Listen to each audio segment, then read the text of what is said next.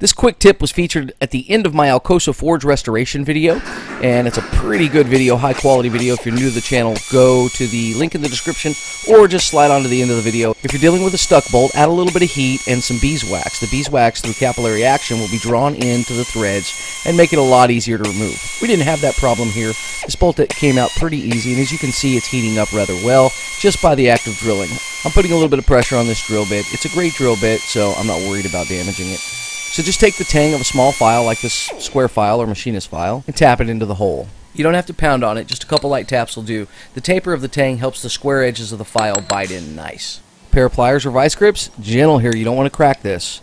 If it starts to rotate easily, you're good to go. If it takes too much pressure, and I mean very little pressure, go ahead and do the beeswax trick. Hopefully that'll help some of you if you don't have the time to run out and buy an extractor set. This works great. The square edges of the file catch very well into the bolt, and it just locks in there. It's not an issue. We work really hard on this channel to produce high quality content, and if you haven't seen any of our great videos, please check them out. You're going to love them.